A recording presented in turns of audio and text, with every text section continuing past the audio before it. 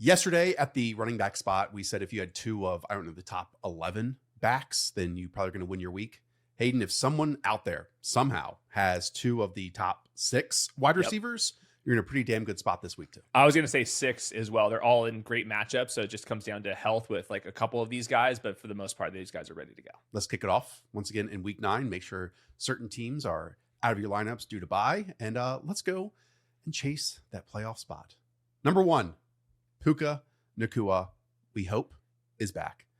Hayden, if you look at the first 5 weeks and, erase week 6 when he left around halftime, he is averaging 21.6 half PPR points, which is good, 2 points ahead of anyone else. It's insane. So it's a great spot. They're projected for 29 points. They get the Saints. It's a great spot if you can go.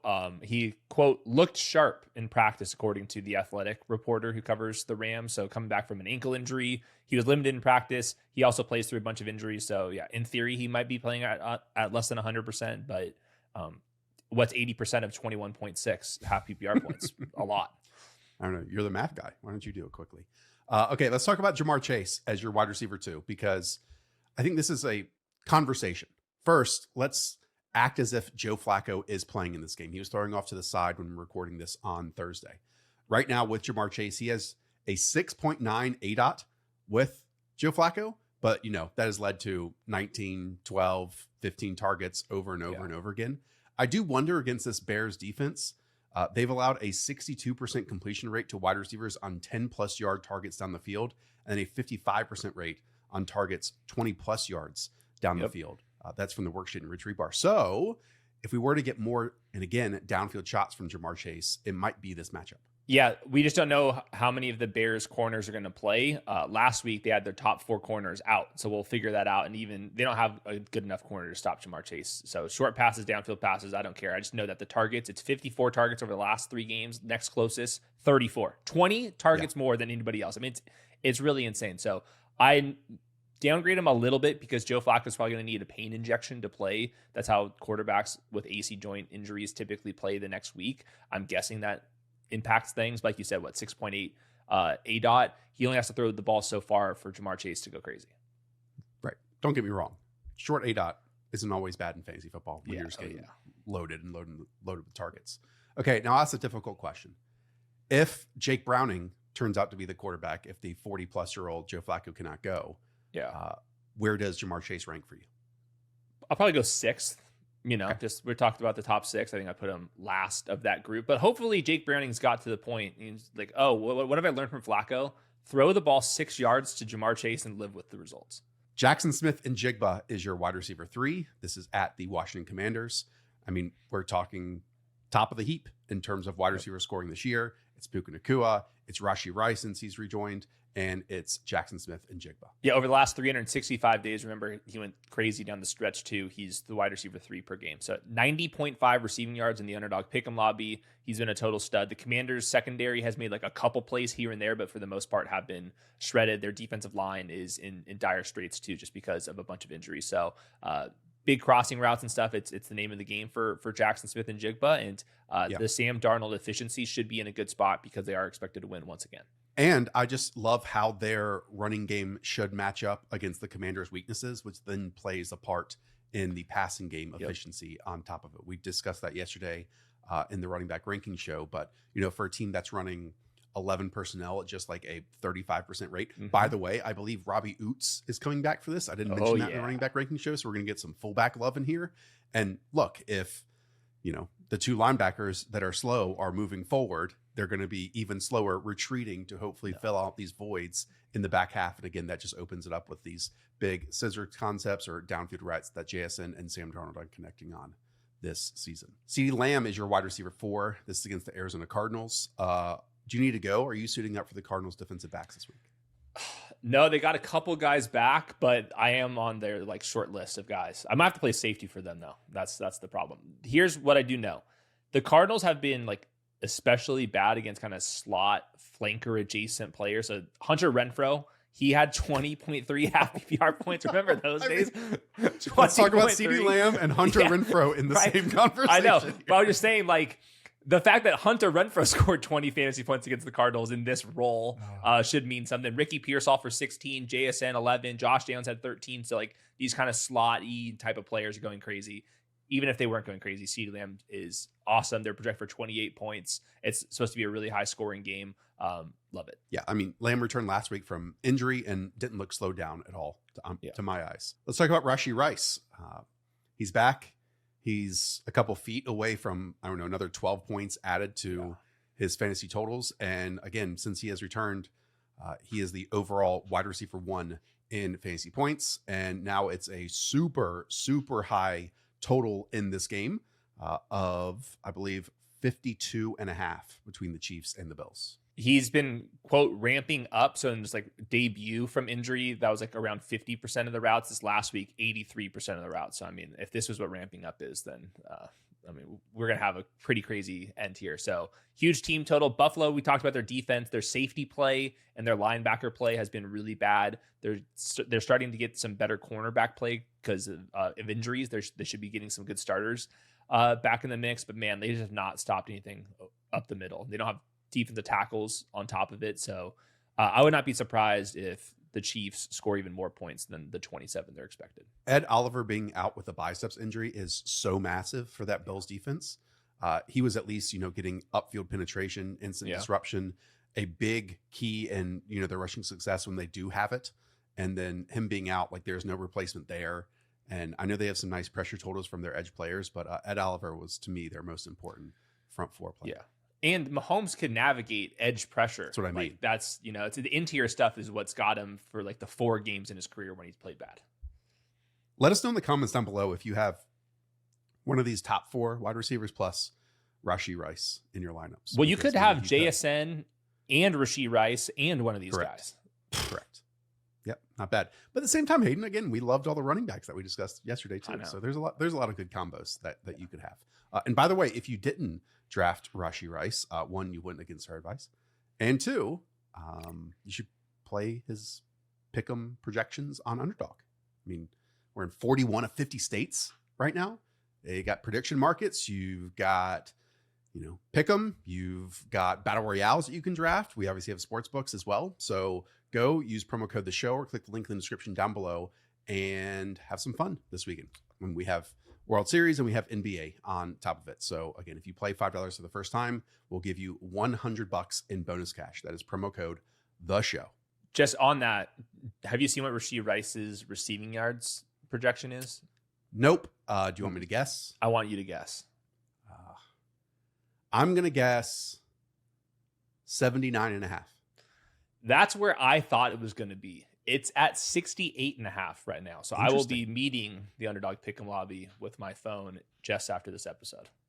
Love that. All right. Your wide receiver 6, which we could make a tier of its own after this name, is Amon-Ra St. Brown against the Minnesota Vikings.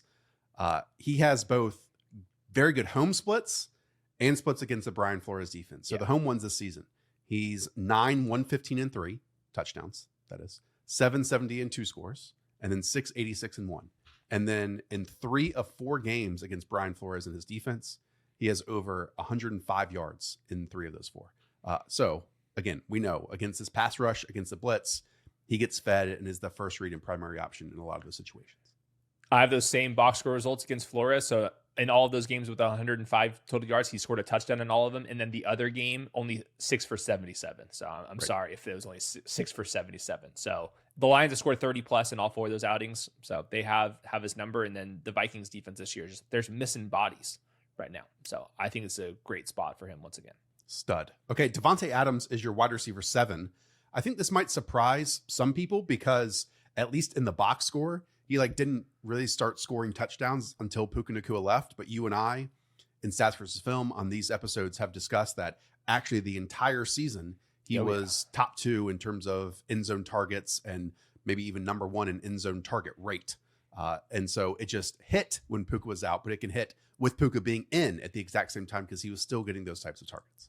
Just to put exact numbers on that, he's had his bye week. Davante Adams still has 4 more inside the 10-yard line targets than the next closest in the NFL, despite the bye week. That's pretty insane. So in the 5 games with Puka, Davante Adams averaging 14.9 expected points, which is equivalent to like the wide receiver 7 in usage. The team total is elite, up at 29 points. They get the Saints here. And then over the last month of the season, the Rams' neutral pass rate is at 70%, the highest in the NFL. And I could just see the Rams leading into the pass game more and more because now they know what they have. Like Stafford's back's ready to go. Puka is obviously one of the best in the league, and then Davante Adams has really not fallen off really at all. So I wouldn't be surprised. Like, if you were Sean McVay, why wouldn't you be top 3, top 5 in neutral pass rate?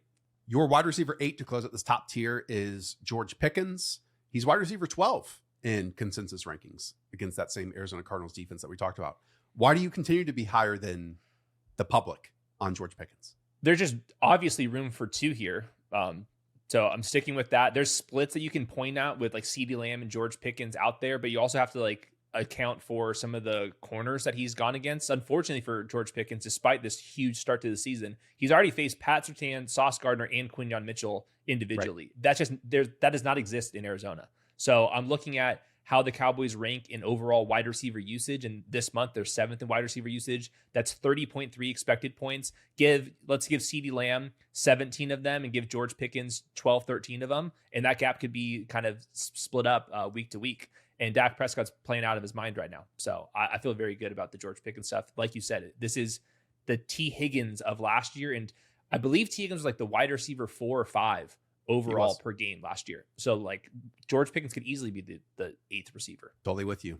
They're projected for 28 points again. You know, there's plenty to split up between 3 guys. And if one is going to be left behind, it's probably Jake Ferguson of the passing game. Yeah. Okay. Justin Jefferson is your wide receiver 9 here.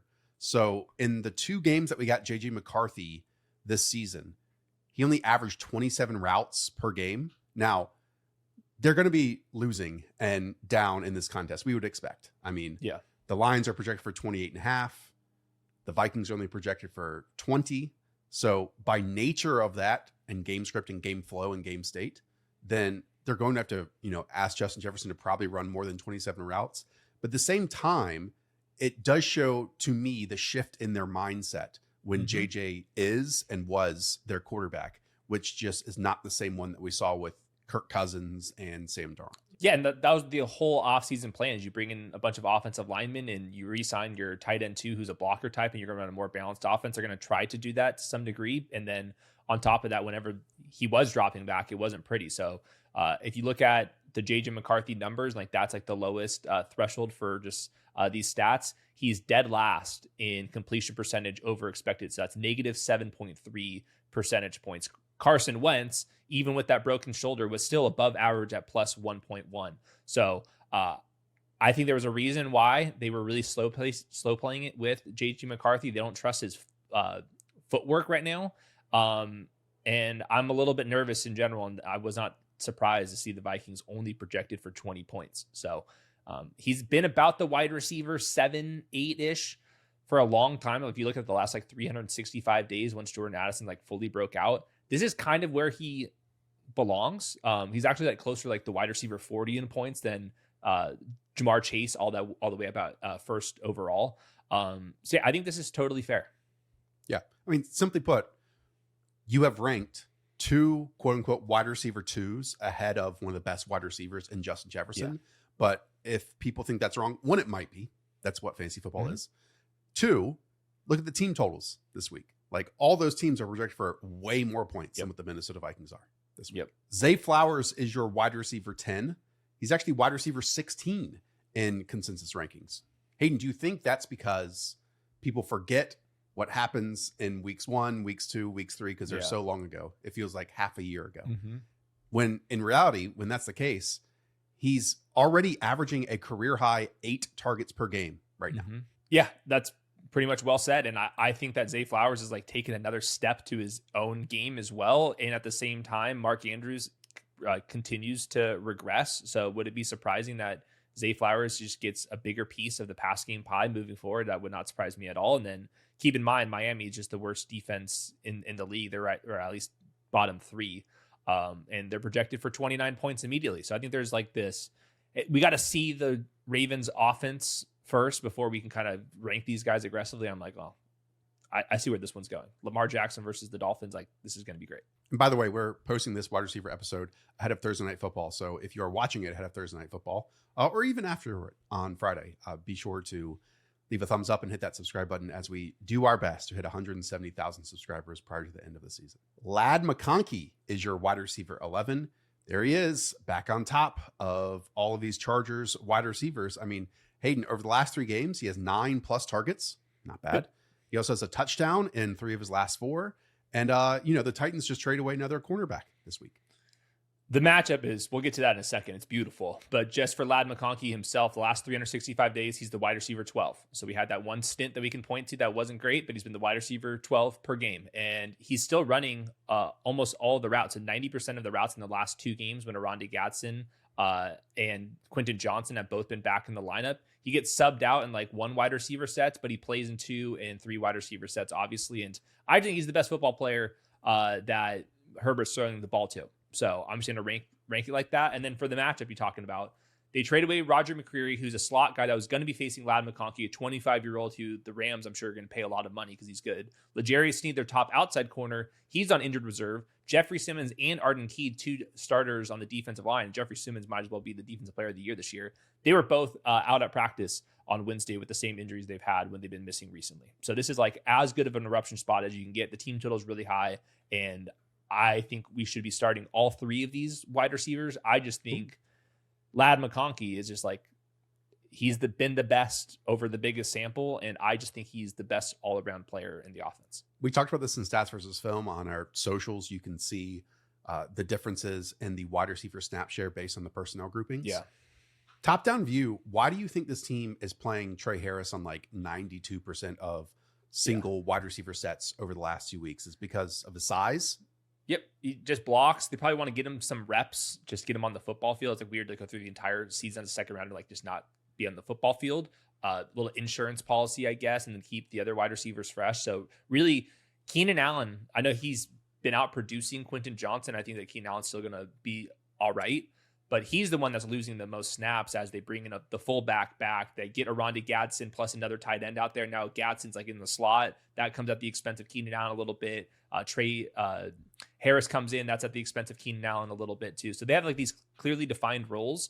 Just the offense is so good when you have both of the tackles back that I think that even with that, the team totals are going to be really high. They're still super pass heavy that these guys will all end up being all right. Just the weekly floor is lower for all of them. I'll save one more Keenan Allen point until we talk about his name. Cool. Okay. Your next name here is DK Metcalf as wide receiver 12. And I was a bit surprised to see him this high. You're right there with the public who has him as wide receiver 13. This is against the Indianapolis Colts, and that's probably a factor here. But, DK's averaging less than 4 receptions per game right now at 3.9. Now, he does have 5 touchdowns, and that's what we talk about every single week. That, post up in the red zone, touchdown there, or, 80-yard, break one Harrison Smith tackle, and I'm off to the races and a long gain there. But this isn't a volume play. It's not necessarily the bankable targets on every single week. It's just a really interesting fantasy profile, I think, at this moment. It is. It's a new role for DK Metcalf. And I also just think that what's happened in the first 8 weeks is not really accurate to what's going to happen in this one because they've been winning all these games and have not been forced into that many pass attempts in general. Where this week when you face the Colts, and I think the Colts offense is way better than the Steelers defense, I think DK Metcalf and Rodgers are going to have to just drop back and pass a lot more. And DK Metcalf is still getting the downfield routes that we're used to, but there's also these like checks at the line of scrimmage. So DK Metcalf's ADOT in general has dropped to like career lows, and that's because he's getting an additional target or 2 versus what he was earlier. So just in general, the Colts have allowed 120 receptions to wide receivers. That's 11 more than any defense in the NFL. Like that is just a game script dependent stat there. But also the Colts secondary is entirely injured right now on top of it. So I think it's just a good spot for Rodgers to kind of pick apart Lou Anarumo, who's a good defensive coordinator, but they just don't have enough juices right now. And Rodgers have seen everything. He's not going to be spooked all that much. So I think there's more volume coming for DK Metcalf this week. Drake London, hopefully back, is your wide receiver 13. This is at the New England Patriots. When he faces, outside corners and lines up on the outside, we'd expect him to face off against Christian Gonzalez. And at the same time, he's been playing 33% in the slot, which would be key for him to avoid that Christian Gonzalez stuff. At the same time, Marcus Jones has played really well too. Yep. Yeah, I just think it's a good defense top to bottom. So, and I just don't know the health status of all these guys. So Drake London limited on Wednesday. Michael Penix, I think, is going to play through that bone bruise in his knee. Darnell Mooney is on the injury report once again with a hamstring injury. He's been limited. There's a lot of things up in the air here. All I know is this. The Falcons have a team total under 20 points. For a lot of the season, it's been 23, 25, 27 points.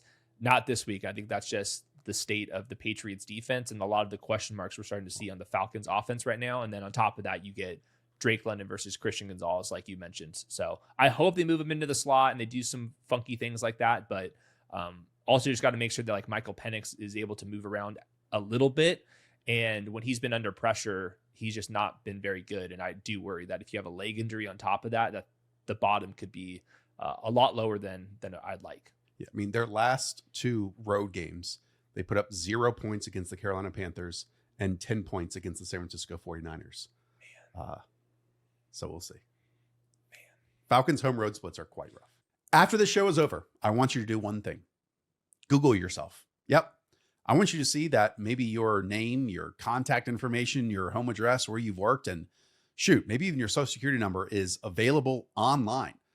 That's slightly terrifying, isn't it? Delete Me can help you and have that extra layer of protection. In fact, Wirecutter of the New York Times chose and named Delete Me as their top pick for data removal services. I know I go to Wirecutter for like the best television, the best cell phone, the best speakers, all that type of stuff. So that's a great recommendation here for Delete Me. So take control of your data and keep your private life private by signing up for Delete Me now at a special discount for our listeners. Get 20% off your Delete Me plan when you go to joindeleteme.com/underdog and use promo code underdog at checkout. The only way to get 20% off is to go to joindeleteme.com/underdog and enter code underdog at checkout. Once again, that's joindeleteme.com/underdog, code underdog. Disclaimer, Delete Me works with data brokers. Next, Jaylen Waddle against the Baltimore Ravens. His splits since Tyreek Hill has been out been fantastic against his TNF. He has at least 95 yards in 3 of the last 4 games without Tyreek, and he's the wide receiver 4 in yards per route run. So what do you think about this healthier Ravens secondary? What'd you see last week against the Chicago Bears wide receivers that might give you some hope here for Waddle? Yeah, so I think the matchup is difficult. Nate Wiggins is like one of the corners who can actually straight up run with Jaylen Waddle, like stride for stride. He's that fast, and that's how he had that interception against Romeo Doubs, where he's like cut back in front of it. The team total for Miami goes up and down. It just depends on the opponent, where they're on the road or whatnot. It's at 21.5, which is below average. But at the same time, like I said with Zay Flowers, is I just think the Ravens offense is going to go crazy here, and that's just going to force a bunch of second half dropbacks, and there's only so many guys you can get the ball to. So he's certified good. He does it in a lot of different ways. He's been like very good on like the deep ball, the crossing routes. They're really trying to get him going on these big out routes, which I think he's setting up his routes very nicely as well. I think it's just a more difficult challenge this week, but like you said, he's been too damn good to lower this much. And I think that game script could be way in his favor. I don't know if the Ravens pass rush is as daunting as it's been in previous years. Definitely. Where it could totally run over Tua, you know? Yeah. I think that's almost how we have to view this Dolphins passing attack in certain games of, okay, is the offensive line and is Tua just going to get swarmed and overwhelmed? If not, they are good enough with this style of a passing attack that they can move the ball, and against like really bad teams. And, you know, the Ravens are much better than their record would indicate. They can have really good outings like they did last week. So I'm kind of in that middle area with this Ravens defense at this moment. And I'm sure that like Kyle Hamilton's been their chess piece, as he always is. Like, is Kyle Hamilton going to be focused on Devon Achane, or is he going to be playing like more true safety and make sure that these crossing routes that Jaylen Waddle has been so effective on, and that's going to be something? Then Roquan Smith's been up and down. So yeah, it's just one of these like super volatile defense. Like, would it be surprising to me if the Ravens were the 7th best offense from this point forward? It really wouldn't be, but they don't have the edge rushers and the defensive tackles that we've seen in previous versions. Right. It's a different beast than going up against like the Browns pass rushing unit or the Packers pass rushing unit or the Denver Broncos pass rushing unit, those types of things. Okay, let's talk about Nico Collins because he's hopefully back in our lives. D'Amico Ryans, every time he gets in the podium, says, yeah, we expect him to play, even if he hasn't cleared concussion protocol at this point. He's your wide receiver 15 against the aforementioned Denver Broncos. Be a very different matchup if Patrick Surtain was playing. He is not. He's out at least 2 weeks, maybe 4 weeks, maybe 6 weeks. Who knows? I believe Christian Kirk is also back for this game. So all those rookies that we got to see last week, we can wave goodbye to them, and it's back to the older guys here. With Nico Collins, I looked at the last 365 days, and it's been kind of like roller coasters, different injuries, and then the offense has been stalling out in that span. He's the wide receiver 18 per game. So kind of viewing him more as like an upside wide receiver 2 that could have really, really strong moments, but just don't fully trust this offense. The offensive line in particular, even if Pat Surtain's still out, they still have like 4 guys that can really rush the passer, and that makes me a little bit nervous. Very curious to see if they're going to do the 6 offensive line stuff, or was that just a function that Nico Collins was out and they wanted, fewer guys in the route? So I would be curious about that, because if it is 6 offensive lineman sets, then that means there's fewer guys to compete with Nico Collins out in the route and more downfield pass attempts, which is where he's at his best at. So that could end up being like a good thing. So Riley Moss in the secondary, it's still all right. It's not like terrible, even without Pat Surtain. And the team total's at 20.5 points, which is below average for this week. I just hope that they figured something out up front, and it's, a difference of doing that versus, the San Francisco 49ers pass rush and then the Baltimore Ravens pass rush a few weeks before that versus, this Denver Broncos one. It would have been funny if they got on the mic after the Larry Tunsil trade and were like, how we're going to replace him is we're going to add a 6 offensive lineman on the field for every single snap. You guys do not believe this, but we are actually going to do it, and it's going to work. I mean, I wish they'd been doing it since week 1. I know. That way. I like to see it. Michael Pittman closes out your top 16. This is at the Pittsburgh Steelers. The Steelers allowed 16 catches to Jamar Chase, 10 to Justin Jefferson, 8 to Jaxon Smith-Njigba, 7 to Garrett Wilson, and even 7 to Cooper Kupp. So Michael Pittman should get at least 7 this week. I also had Torrey Horton had over 10 fantasy points on the perimeter. T. Higgins had 19 points against them. Jordan Addison had 13 fantasy points against them. So outside wide receivers have been completely just dicing up the Steelers. They're just too old. It's just a total mess in Pittsburgh. Too predictable. It's everything. First read targets. If we saw Joe Flacco to Jamar Chase hit first read after first read, what is Shane Steichen going to be able to do here? Exactly. Josh Downs, the hip injury, did not practice. We don't know if he's going to play or not here, but overall, this has just been where Michael Pittman's played at. He's the wide receiver 18 on wide receiver 25 usage this month. He's pretty much been that throughout the course of the season. And I think when we look back at the Michael Pittman career, the back half of 2024 last year with that back injury is just going to be take that data and throw it out the window. And the rest of his career has been a top 24 fantasy wide receiver. And now he's a part of the best offense of the last a decade through 8 weeks. Whoa. I mean, all right, points per drive, that's what it is. I know. It's just, it makes no sense still. It's hard to, wrap your head around. It's fun. I mean, I turn them on every Monday morning. That's for sure. Yeah. Okay, let's talk about Romeo Doubs. He's your wide receiver 17. This is at the Cincinnati Bengals. When we reviewed Romeo Doubs' tape for our second year breakout show, it was very evident that he could be this team's wide receiver 1. That's why I ranked him that way. And then against man coverage, his skills showcase themselves way more often. Against zone, it was very questionable. And if we look at the spreadsheets and the underlying metrics here, man coverage this season, he has a 3.0 yards per route run.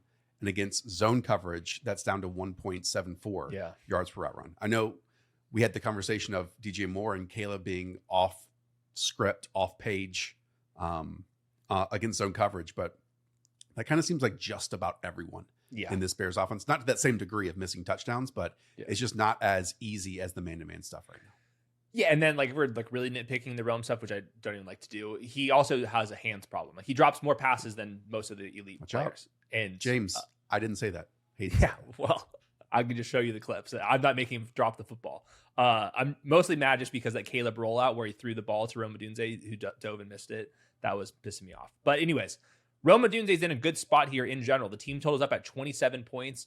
I think the team's going to bounce back on offense here. The Bengals have been a total mess. No Trey Hendrickson of note as well.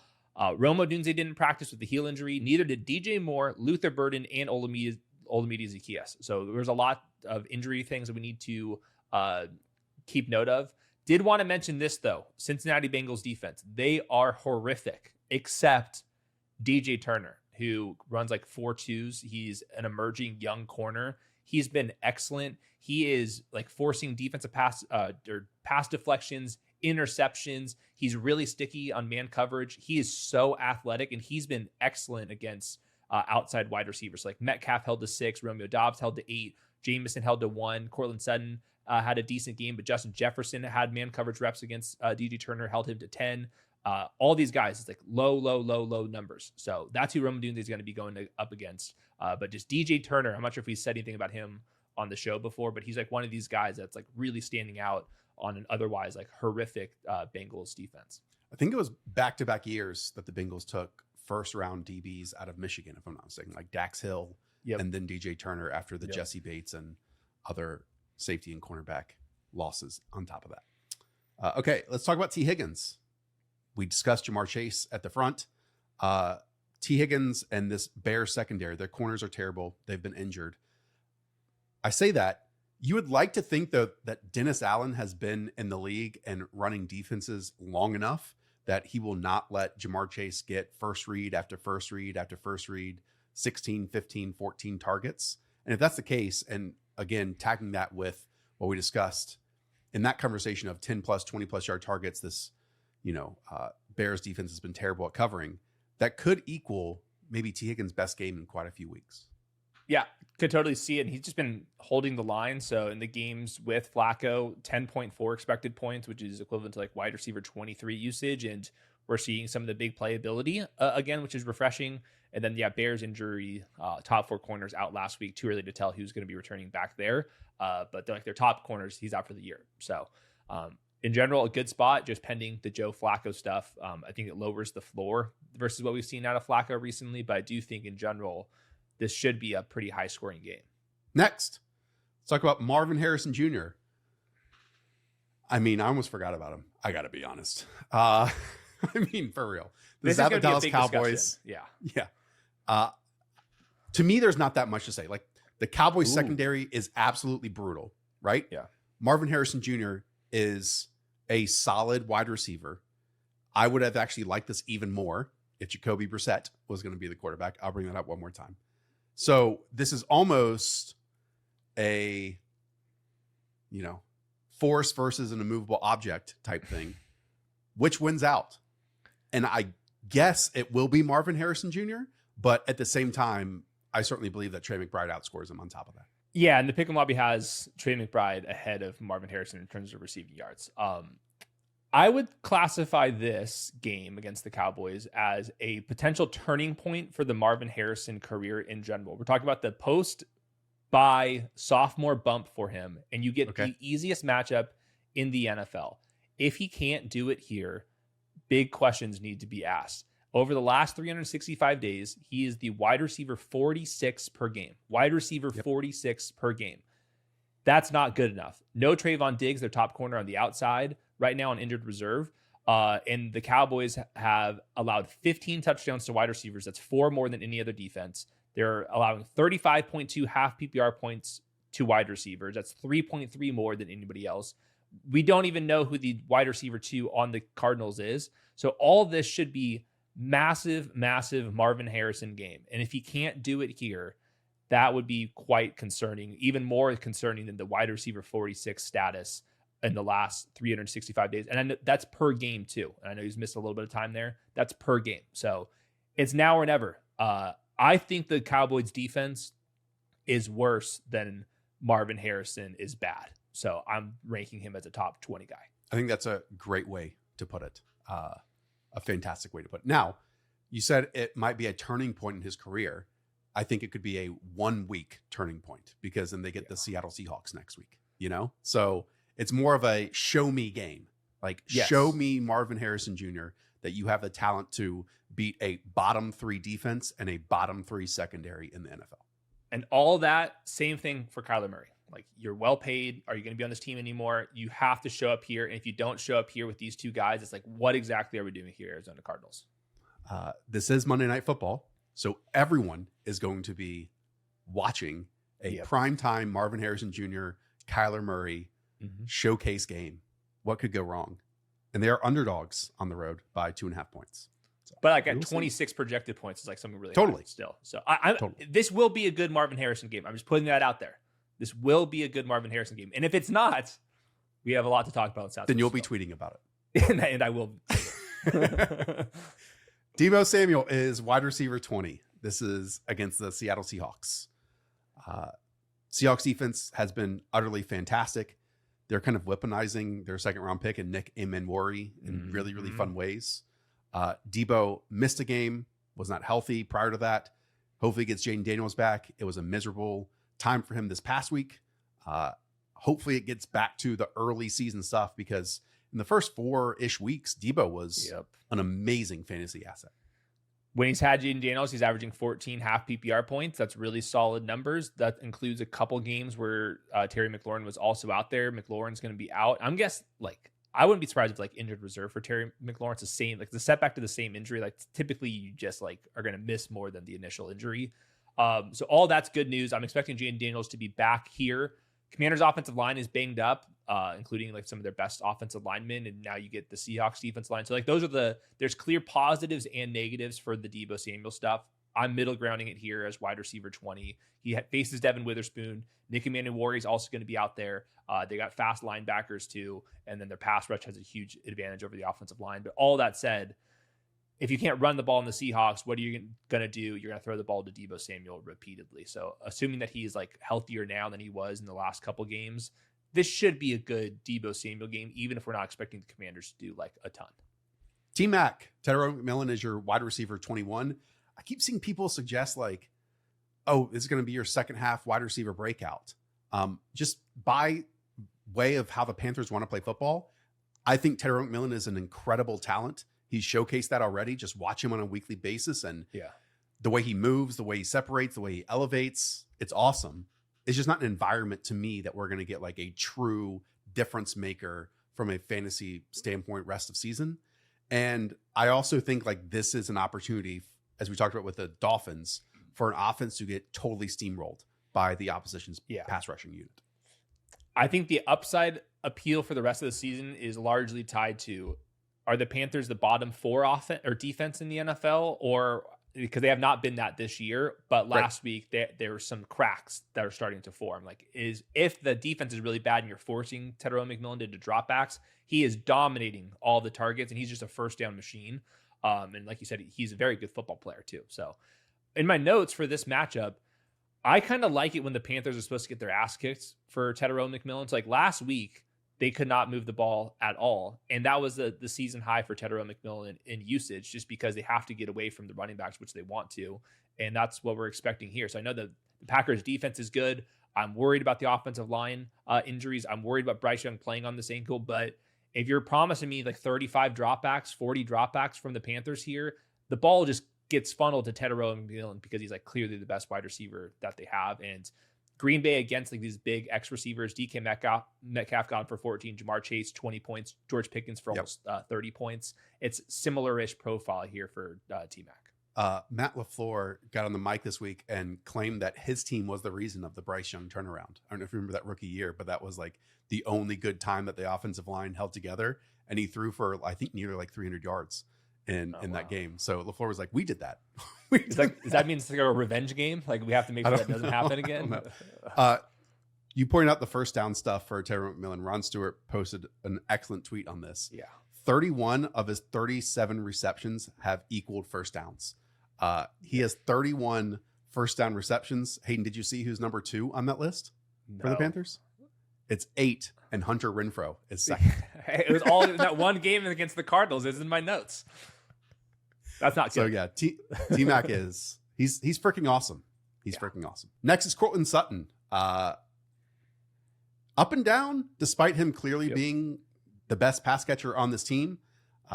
What do you expect to happen against the Houston Texans and Derek Stingley this week? He's becoming very difficult for me to rank just because he's been so volatile here. The team total is down at 19 points. That's the 4th fewest on the slate because there's a lot of teams on buys. Now, it's at 19 points. Like the Saints are at under 15 points. So we're not like the very bottom of the barrel here. But it's a difficult matchup. You get Derek Stingley, and then I'll throw out Kamari Lassiter and Kalen Bullock at safety is also helping out. It's a very difficult team to move the ball against through the air. So he's the wide receiver 16 over the last 365 days. But this is a more difficult matchup. Marvin Mims in the concussion protocol. I don't expect him to play, but Troy Franklin's been more involved in a couple more like big, dig routes, which is a little bit of overlap with Courtland Sutton. So yeah. And then also like Bo Nix is like the ultimate wild card. There's no predicting what he's going to do too. So I just think difficult defense and an offense that's kind of been playing to their opponent. I think this should be like a little bit lower of a Courtland Sutton week, but still like him. Fun player, good player, but only projected for 19 points this week. It's probably the low of the season that the Broncos will have all year long. Stefon Diggs is your wide receiver 23. I'm a little surprised by this. Now, I understand it's the Atlanta Falcons and all that type of stuff, but he has just one game this season playing over 75% of snaps. And per Reeves, he's wide receiver 46 in route percentage over the last 5 weeks. Mm-hmm. Again, we had that like 2-game sample where he faced the Panthers, played a ton in the first 3 quarters, and they were winning, so he didn't need to play in the fourth. And the next week, I believe, was the Bills, and that was a revenge game. And he played like all the snaps. Yep. And then ever since then, it's kind of gone back to where it was in weeks 1 through 3, where he's not a full-time player again. Yep. And still this month, he's a wide receiver 26 and wide receiver 29 usage. So he's effective when he's out there. Matchup wise, the team's expected to score a lot of points at 25 against the Falcons. Ramondre Stevenson with that toe injury. Missed practice again today. I'm guessing he's not going to play. And I don't think they're like, the Trayvon's obviously going to get a lot more touches. I don't think this team's going to be like, we're just going to run the ball all of a sudden. I think they're going to pass the ball even more than they do because they don't have Ramondre Stevenson. And for Diggs, he's been in the slot on like 41% of his snaps. AJ Terrell never goes into the slot. So it's going to be Terrell versus Kayshon Boutte, which is like actually a kind of really fun matchup. But Diggs has the easier matchup by a long shot here. And if they have to pass the ball a little bit more, maybe he plays more snaps than they typically done. So I think it's like a good week for Steph Diggs to kind of get going based off of the kind of context of the game environment. Question. If Ramondre misses, who are you going to be ranking higher? Dearness Johnson, Terrell Jennings, or Trevon Henderson? I have to do more research. It's hard to say. Okay. I think just quickly for Trayvon, it's like I would probably move him. I'm looking at my rankings by Rico Dowdle, David Montgomery, wide receiver or running back 24-ish, something in that ballpark. Xavier Worthy, your wide receiver 24. This is in that same game against the Buffalo Bills with an astronomical team total. It's interesting. Like the Tyquan Thornton stuff has completely gone away, obviously. Sad. I mean, really sad. To be honest, they wouldn't have as many wins without him this season. Oh, yeah. For being true and real here. He is, I guess, taking over that downfield role. But at the same time, it is so much, and it makes sense. This is how they've been winning games over the last few years. So much Rice and Kelsey, and then even some Juju stuff over the middle that like the Xavier Worthy effect is not as impactful as it has been in the past. Yeah. But I could still see a game where he does score a long touchdown or has a massive week on top of it. His profile is starting to look more Deshaun Jackson-y. And he was like a boom bust wide receiver 3 on good offenses and like during his prime. And I think that's what Xavier Worthy is going to be in this offense. Now, this offense is so damn good now that I do think Xavier Worthy can have some big games. I think it's going to be harder to, like ride out the floor because there's not going to be one.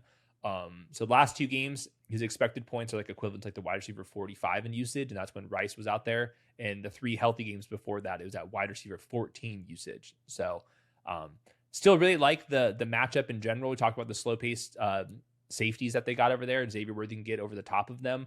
Did want to make one shout-out for the Bills' defense.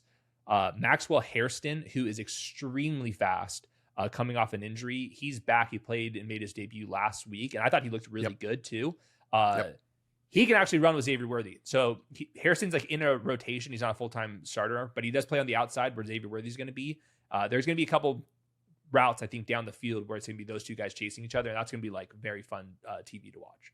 And maybe he is a starter this week. He was a first round pick and just coming back from injury. So at any point they can make him a full-time starter on that defense that needs it. Okay, let's have a fun conversation here because I'm seeing a bunch of comments. I'm getting a bunch of comments of, hey, I have both Brian Thomas Jr. and Travis Hunter. Who should I start? So first, BTJ has been up and down, to say the least, in terms of his hands, in terms of his ability, and his usage in early season stuff was fantastic. Then we get the bye week, and both Liam Cohen said, hey, we're going to play the best 11 players out there. And then all the beat writers said, now Travis Hunter, because of partially how BTJ has been playing, is going to see wide receiver 1 looks. Then Cameron Wolf went on NFL Network and reiterated that, saying that, hey, Travis Hunter is going to get wide receiver 1 looks. Hayden, we're talking about Travis Hunter, who is the wide receiver 53 in points per game. He is your wide receiver 26, and he's consensus rankings wide receiver 26. So does all of it take is the head coach to vaguely mention that Travis Hunter is going to be this team's number 1 wide receiver for him to immediately catapult into top 26 wide receiver status? This is one where we're just playing games. We have no freaking idea. I think it makes sense what all the reports are saying, what Liam Cohen is saying. We got to get our top 11 out there.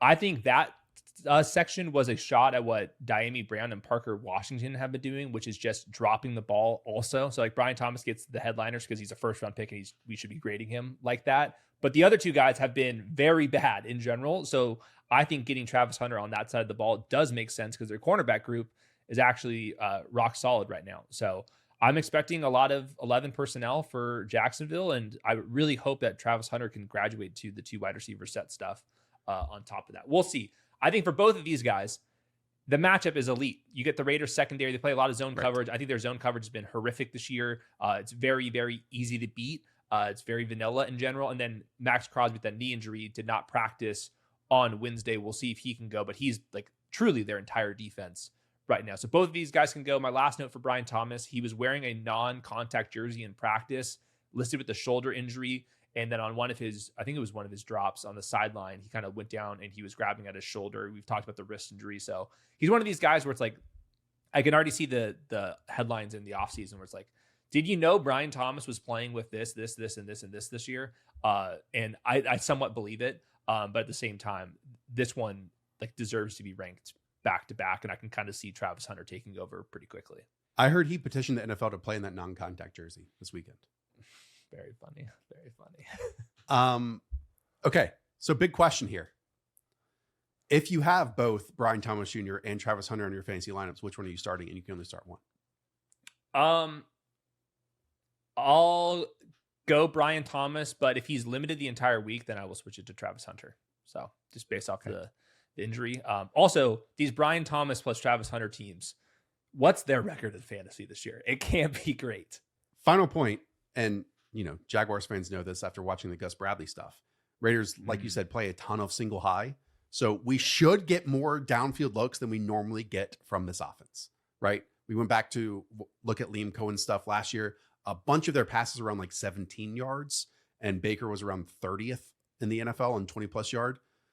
It's gotten a little bit better with Trevor, especially, you know, the game before the bye week when you're down 31-0 at halftime, you have to force the football down the field. So he's now up to 20th in 20+ yard targets, just attempt percentage wise. Look, Travis Hunter has changed games. He's helped win them games. San Francisco, Kansas City, downfield receptions that are contested catches. If we see him in 2 wide receiver sets on the opening series, I am going to do laps around my house that I'm so happy. Yeah. And I'm just a little bit nervous that a singular bye week is going to allow us to get there. And if it does, then, hey, you should have just been doing that from the jump. You know, like you can't say, oh, we just slowly ramped it up. So we're 4-3 in week 9. Anyways, I hope it's true.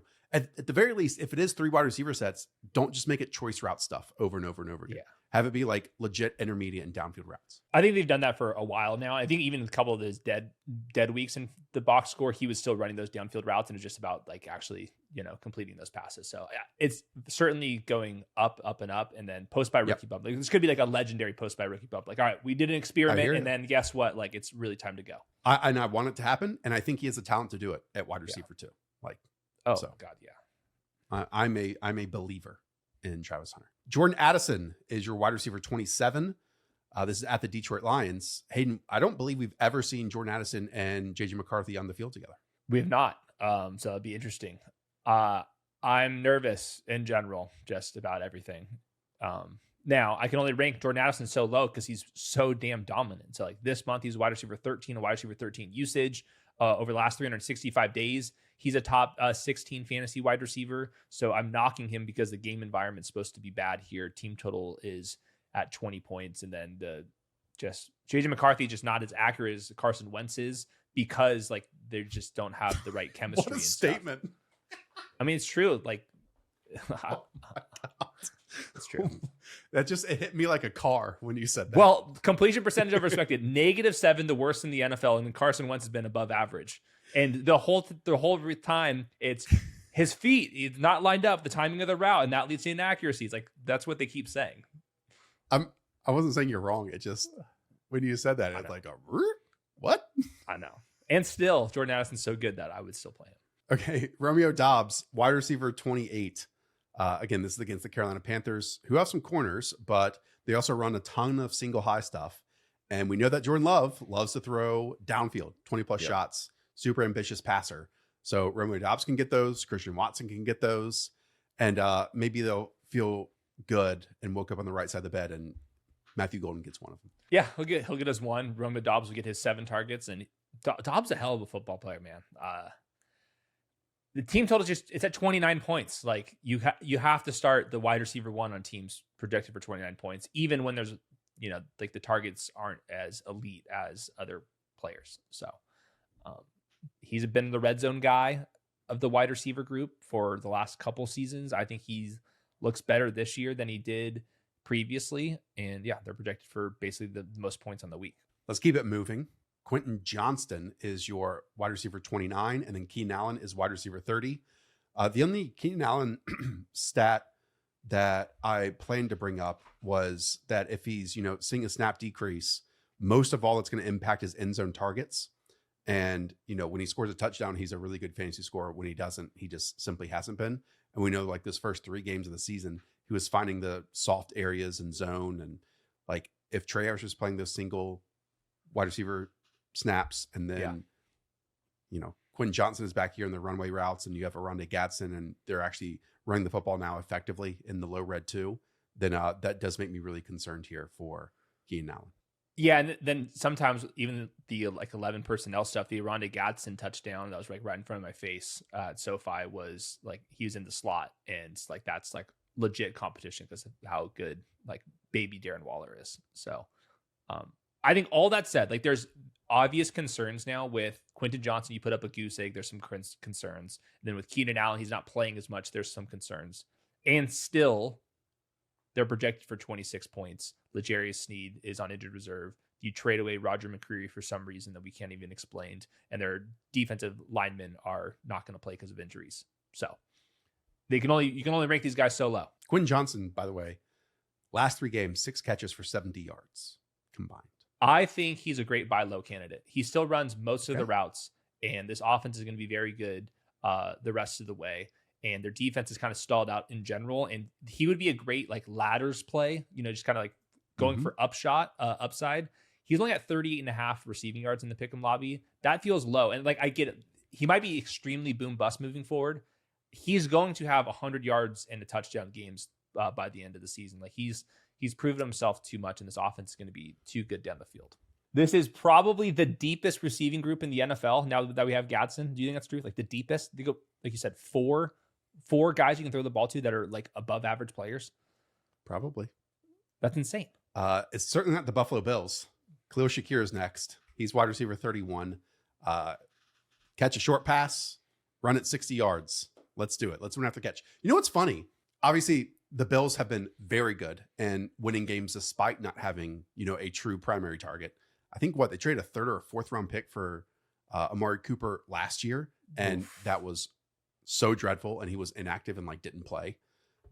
It's almost like they looked at the Chiefs and they were like, oh, well, Patrick Mahomes is winning without these like top targets and everything's underneath. We can do the same thing. Whereas the Chiefs were continuously searching to not be that, but just suspensions, injuries, so on and so forth, was forcing them to be that way. And then now there is really no out for the Bills passing attack to not be this right now. Yep, they could have drafted Xavier Worthy. I think that would be pretty fun if the Bills had a player like that. So they just don't. And I see it the same way. Like, this offense is obviously very good, and they could win the Super Bowl with this team still. But at the same time, like, watching their offense when James Cook's not ripping off these huge runs, which he does a lot, the pass game is like, man, it's good, but it's not elite. And like, that's sad because how good Josh Allen is.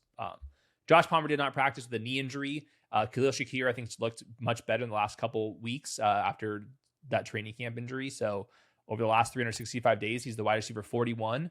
But this is a good matchup because they're expected to lose this game. 2-point dogs at home. And then Trent McDuffie plays on the outside where Khalil Shakir does not typically go. So it's a good matchup. Historically, the Chiefs, they're really good on defense.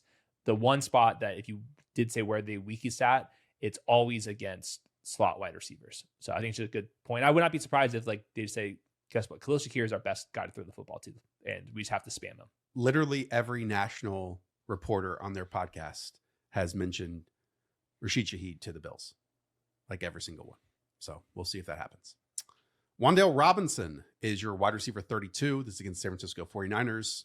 What do you want to add to, man, to be honest with you, Hayden, I don't even know what Wan'Dale Robinson did last week for this Giants offense. Yeah, it wasn't very good. It was a season low, 5.1 expected points. Okay. It was all Darius Slayton and Theo Johnston drops. It's a much better spot this week, though. You're not playing the Eagles, which is nice. The 49ers, their best defensive linemen and plus Fred Warner are not going to play in this one. The Giants team total is up at 23 points. That's pretty solid here. Upton Stout, the slot corner for the 49ers, has been playing with an injury. He was limited on Wednesday. That's who Wan'Dale would be going up against. And Wan'Dale, even though he's a slot wide receiver, played on 97% of the dropbacks last week, even with Darius Slayton out there. So this is where he's been, even like the last month, or like, disregard that one crazy game with Russ where he was like all of a sudden a downfield threat. He's been a wide receiver 3, a low end wide receiver 3 with Jackson Dart. And I think that's fair. We get to go all the way to wide receiver 33 for the Saints, first pass catcher on the board. That is Chris Olave at the LA Rams. What are you expecting any different with Olave with Tyler Shuck? I say that we've already seen 2 different versions of Chris Olave this season. In some games, he's the downfield threat. And then most of the other games, he's the lower ADOT, higher gimme type player. Yeah, I mean, my question to you would be, like, is this an overreaction? Because he's been way better than this in fantasy for this I think season. It's a bit of an overreaction. Okay. Yes. Yeah. So he's projected for 55 receiving yards. A lot of the players we talked about are in like the high 40s. I think I would put him ahead of Quentin Johnston. Okay. Let's do it. Okay. Here's somebody I've been struggling with. Now, here's the negatives. One, I always talk about quarterback experience and how much I value that now. Like, the more football I watch, the more I just firmly believe that's a true thing that we should be accounting for. It's Tyler Shuck's first career start. The Rams are second best in passing EPA allowed. That's before they just traded for Roger McCreary, who's going to start in the slot and going to be matching up against Chris Olave because he's been moving into the slot a little bit more. Tyler Shuck doesn't have Eric McCoy, the starting center. Every single quarterback, they always talk about how important the center is. Well, now you have the backup center as well. And they're projected for 14.75 points. So, like, there's reasons to be concerned here. It's just trying to find that balance. Like, in full PPR and stuff, you got to start him. He's going to get fed the ball. In half PPR and stuff, I don't think he's a must start, which is sad because this month he's been like the wide receiver 10. Yeah. When in doubt, just go to the PPR scam for this offense. Yeah. I feel like. Yeah. And it gets like really bad from here on out. Like, Jauan Jennings is that for you. This is the first time we're talking about a 49ers wide receiver here, but I even think you saw this correctly. Kyle Shanahan went on the mic and said, Jauan Jennings, he basically got his season stolen from him due to injury this year and missing training camp, and that might extend for multiple weeks from here on out. Oh, I didn't see that last part. I agree that his season has been completely stolen from him, and it's like hard to rank him as well because everything about the environment's like Jauan Jennings has a chance to have a good week. They're projected for 25.5 points. Brock Purdy is going to be back, I think. Ricky Pearsall and Brandon Ayuk are not expected to be back. Paulson Adebo, the Giants' #1 corner, plus 2 backup corners are DNPs on the practice report. They didn't play this last game or left in the previous game. And the Giants have allowed 12 wide receivers to reach at least 10 half PPR points this year. And we have not played 12 weeks so far. So multiple guys can get home against them. And at least Jauan Jennings is like a full participant in practice now. Like that, he was playing a lot of weeks. It was like limited the entire week, would give it a go. And then he would let you know how many ribs he broke. Now he's at least fully participating and was a full-time player last week. So like if there was a player we can like throw away the entire season, kind of restart now, he would be one of these guys until Pearsall and Ayuk come back, and then we're going to have more discussions. But it's kind of like that Goldilocks zone. Troy Franklin is next as wide receiver 35. He never gets any love from the public. He's wide receiver 43 in consensus rankings. Well, it depends on what Discord you're in, because he gets a lot of pub for some Discords and then not a whole lot from others. So. Brentley's Discord loves him. Yeah, Brentley's would be one. Ship Chasing and those guys would be another. Marvin Mims, DNP with concussion. He left late in the last game.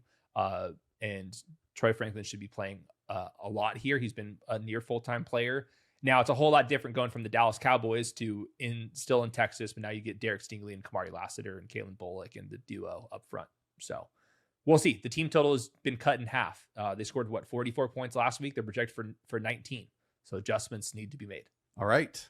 Alec Pierce is next. A really fun player. Not the best fantasy asset. I mean, he's averaging a career high in receptions, which is great. That's only at 3 per game right now. Yeah. He's been the wide receiver 68, 44, 35, 45, 22, and 39. I will add, though, that the Steelers have allowed a league high 182 receiving yards per game to wide receivers. And Alec Pierce, if his 40-yard pass goes for a touchdown, that's a difference of 10.5 points versus 4.5 points. Yep. Yeah. We see it the same way. He's a better real life player than the fantasy player, but the Steelers have been so bad that this could be a week where you can start him. So this month he's a wide receiver 39, a wide receiver 38 usage. I got him as my wide receiver 36. Josh Downs hip injury. We don't know if he's going to play, but yeah, in my notes, there are far worse dart throws. He's not a surefire starter, but you can go worse than a good player in an elite offense. You will hear from every single football podcast that you listen to from now to the end of the season that will say, hey, watch out for Alec Pierce in free agency. He's going to get a big contract that people aren't expecting. Yeah, we said it. Guilty. It's true, though. Jameson Williams is wide receiver 37. This is against the Minnesota Vikings. He only has 17 receptions in 7 games, which is actually outrageous. We've talked about this a ton, and I even put a tweet out earlier today because, he's a 17 ADOT. He's basically just running love of the game, wind sprints out there. And then it's just not a combination when you have a 17-yard ADOT and a career low target rate, and your team is also winning a lot, and their neutral pass rate doesn't have to be that high. It's just so different, as we discuss every single week, than it was last season when Sam Laporta was banged up and they were giving him gimmies on these crossers with coverage pushing everything away, and then he gets to run after the catch. I think his ADOT is like double what it was last year, and his percent of 20-plus yard targets is double what it was last year. Certainly feel it. And then this is a matchup where historically Jameson Williams has not been involved. So he's had 34 yards, -4 yards, 43 yards, 41 yards against the Minnesota Vikings in the last 2 seasons. So Pick'em Lobby agrees at 44.5 yards.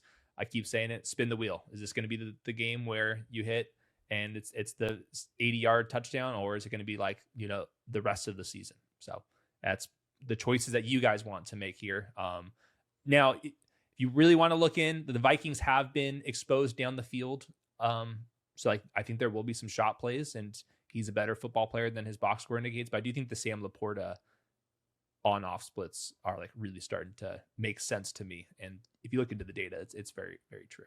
Okay. The last 3, Darius Slayton, your guy, Jacoby Myers, your guy, and Kayshon Boutte, Nick Rudman's guy. Who, by the way, has touchdowns of 39, 39, 29, 25, and 16 yards this year. Yeah, I had to rank Kayshon Boutte lower this week because he gets A.J. Terrell and Jesse Bates, but he's been the wide receiver 9 this month. Dude, he is spinning dudes like a top with his routes. Yeah. It's super impressive stuff. I'll make the case for Darius Slayton, and we don't have to say anything about Jacoby. Shocking. This man was robbed of a 68-yard touchdown last week, and he also had like a kind of one-handed drop with Quinton Mitchell in his grill. That's just not going to be the case with the 49ers secondary, and if they can't rush the passer, Jackson Dart's so effective at buying time, which Darius Slayton needs because he's a downfield threat, and Jackson Dart's so aggressive. So I think that just the overlap of what Jackson Dart's good at and what Darius Slayton's good at will start to show itself. And he's going to start playing more routes the more he comes back from this injury. So he's more like a DFS dart throw play, or if you're in a really deep league, you're just like praying for somebody. But remember, he's like a team captain, well paid. He's been effective in previous stints before, and the team is much better now than it has been since he's been on the team. And I would say wide receiver is stronger this week than it has been in recent ones. I mean, Yeah. DK didn't even make your list of the Tennessee Titans. Let's not forget, and this probably wasn't brought up enough when he first broke out after, the Tyler Lockett release. The Titans drafted him over Alec Ayumanor. They play different spots, but they drafted him over him. And he has a 32% target share in the red zone, which is tied for 7th most this season. He's played 93% of the dropbacks since Tyler Lockett's been off this roster. So I think DK is an interesting flex play for people out there. And then DJ Moore is your wide receiver 42. 5 weeks scoring as the wide receiver 40 or later. His highest scoring week this year is wide receiver 29, even despite being drafted as wide receiver 25 when drafts closed in September. Josh Downs, your wide receiver 43. Christian Watson, 44. And Rashid Shaheed, 45. So there's like a lot of names. Yeah. Yep. Darnell Mooney right after that. You can go worse than Kendrick Bourne, Keon Coleman, Matthew Golden, Rashad Bateman, just like good offenses. It's a pretty strong week. This was like a difficult week for rankings for me, but that's a good thing. I think it went back to the running back show where I think 16 teams are projected for 24 or more points this week. Like that's fun stuff. All right. That's going to do it. We'll have our quarterback and tight end show tomorrow on Friday of this week. So everything got moved one day ahead. Appreciate you all tuning in and watching. Up the Villa. We'll talk to y'all soon. See ya.